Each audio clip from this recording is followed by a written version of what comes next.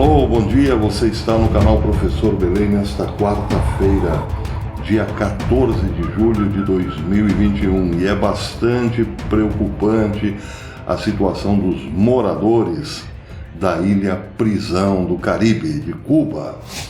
A América TV, uma emissora de televisão norte-americana, porém feita por cubanos, de propriedade de cubanos, informa que já são centenas de pessoas desaparecidas depois dos primeiros protestos. Mortos e centenas de manifestantes desaparecidos, diz uma das matérias do América TV. O primeiro falecido oficialmente reconhecido é Diubis Laurencio Tejeda, de 36 anos, residente em Arroyo Naranjo, em Havana. O regime de Cuba, diz a matéria, reconheceu na segunda-feira que os primeiros protestos já causaram mortes, uma pelo menos reconhecida pelo regime de modo oficial. Segundo dezenas de depoimentos nas redes sociais, milhares de pessoas desapareceram e muitos mais foram assassinados pelas turbas do regime castrista, diz a matéria. O primeiro falecido oficialmente reconhecido é Diubis Laurencio Tejeda. Ele é residente em Arroyo Naranjo. O regime tentou manchar a sua imagem, atribuindo-lhe ficha criminal. O América Notícias conversou com René Garcia, irmão de Suiane Garcia Pérez, um jovem que teria sido espancado até a morte na cidade de Batabonó, província de Mayabeque. Disse ele: eu teria preferido levar um tiro em vez de sofrer o que fizeram com o meu irmão, em vez de sofrer o que sofreu o meu irmão. Segundo o que foi informado, o espancamento dos agentes cubanos foi tão cruel que fez com que o irmão perdesse os dentes e os olhos. Em outra matéria, o mesmo América TV relata que o regime prendeu a influencer cubana Dina Stars, enquanto esta falava ao vivo com um canal de televisão da Espanha. A influencer cubana Dina Stars foi presa por agentes de segurança do Estado em sua casa na manhã de terça-feira, ontem, quando falava sobre os protestos em Cuba no programa de televisão Todo es Mentira, do canal 4 da televisão espanhola. Stars, que tem muitos seguidores no Twitter e no YouTube, mostrou o seu apoio aos protestos e usou suas redes sociais para fornecer informações aos cubanos sobre o que estava acontecendo. Então, presumivelmente, os agentes do regime a procuraram em sua casa. Após a chegada dos policiais à casa da youtuber, esta afirmou que seria transferida para a delegacia de Zapata, no Vedado de Havana, responsabilizando o regime cubano pelo que poderia acontecer com ela. Eles estão me levando para Zapata. Eu responsabilizo o governo por tudo que possa me acontecer. Eu tenho que ir. Eles me disseram para acompanhá-los, disse Stars, e teve, portanto, que sair, interromper a transmissão. Foi levada presa.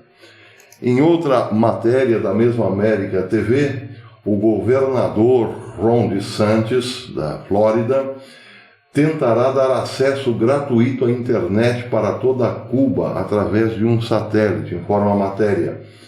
Depois de ouvir o governador da Flórida, Ron DeSantis, conversou com líderes comunitários ontem, terça-feira, para buscar soluções para a situação em Cuba. Depois de ouvir os cubanos, disse que todos os presentes concordam que o regime castrista é o único responsável pela situação na ilha e que, em caso algum ou em nenhum caso, negociarão com eles.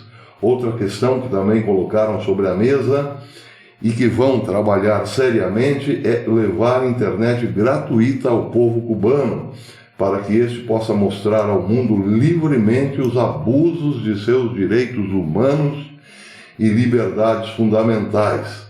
Além disso, falaram sobre como seria importante nesse momento que os militares e policiais cubanos se unissem ao povo para enfrentar a ditadura que os oprime há mais de 60 anos. Estiveram presentes no encontro os congressistas federais Maria Elvira Salazar e Carlos Jiménez, que afirmaram que agora é a hora do povo cubano unir-se, de sermos uma só voz e apoiarmos daqui da América o povo cubano até o fim. Em outra matéria da mesma televisão, mostra que o empenho de vários cubanos em Miami em dirigir-se à ilha em pequenos barcos ou lanchas para dar apoio. A guarda costeira pediu que não se fizesse isso para evitar acidentes ou tragédias, mas o povo lá de Miami, os cubanos de Miami, querem enfrentar as ondas de volta a Cuba para ou resgatar cubanos que querem deixar a ilha ou simplesmente manifestar o seu apoio. Bem, além deste ponto positivo de Ron DeSantis de enviar internet gratuita para o povo cubano, há rumores de que os Estados Unidos poderiam invadir a ilha numa intervenção militar, mas o congressista Bob Menendez, que é democrata, disse que os Estados Unidos não farão nenhuma intervenção militar em Cuba. Não use suas armas contra seus cidadãos, disse ele, disse o senador cubano-americano ao exército da ilha, ao exército dos Castros. Disse, porém, que os Estados Unidos estão atentos, não invadirão a ilha, mas estão atentos ao que está acontecendo no país, ou melhor, na ilha-prisão.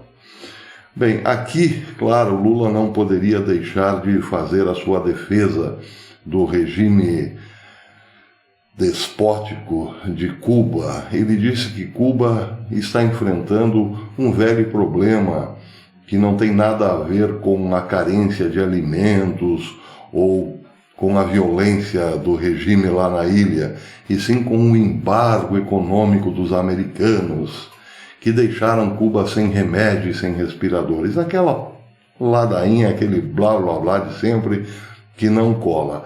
Não cola pelo seguinte, senhor Lula: só os Estados Unidos fazem embargo econômico a Cuba. Porém, isso é só pro forma, porque os cubanos que moram nos Estados Unidos ajudam constantemente ou permanentemente há mais de 50 anos os cubanos que ficaram na ilha. Bem, os Estados Unidos sim têm um embargo econômico e é justificável. A ilha de Cuba quase protagonizou a Terceira Guerra Mundial, quando mísseis atômicos da União Soviética seriam apontados desde Cuba para os Estados Unidos.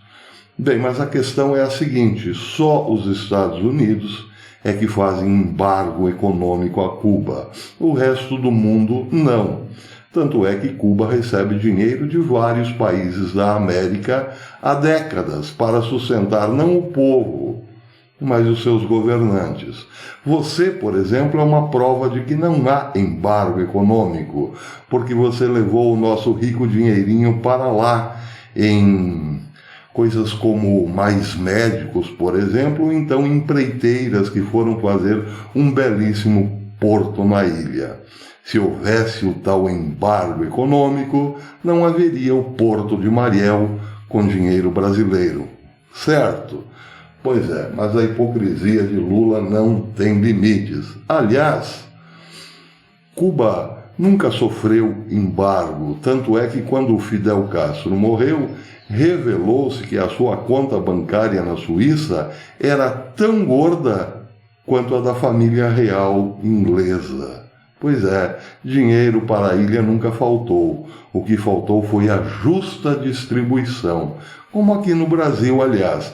Dinheiro para estradas, rodovias, aeroportos, portos, viadutos, nunca faltou. Faltou interesse em investir no povo brasileiro, mas sobrou boa vontade para paraísos como Cuba, por exemplo, e Venezuela, por exemplo. Pois é, Lula definitivamente deve ser responsabilizado por isso.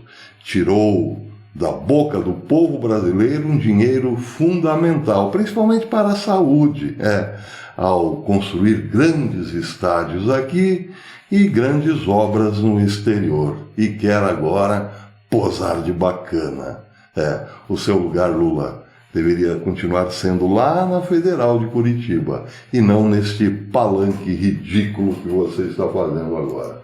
Bem, vamos mudar de assunto. Uma coisa interessante aconteceu na cidade de Toledo, não aqui na minha cidade de Toledo, mas lá em Ohio, nos Estados Unidos. Lembram de George Floyd, que deu origem às maiores e mais violentas manifestações dos Estados Unidos nos últimos tempos? Pois é, depois da morte de George Floyd, muitos artistas o homenagearam, como por exemplo neste mural que vocês estão vendo.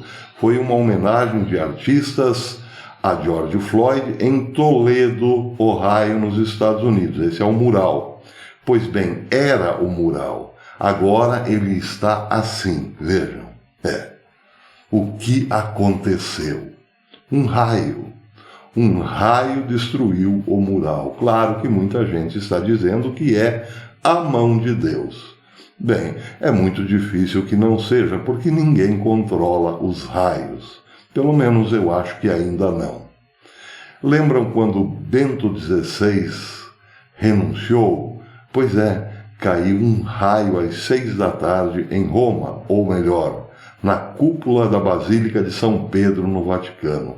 Foi também a mão de Deus para avisar que tempos difíceis estavam chegando.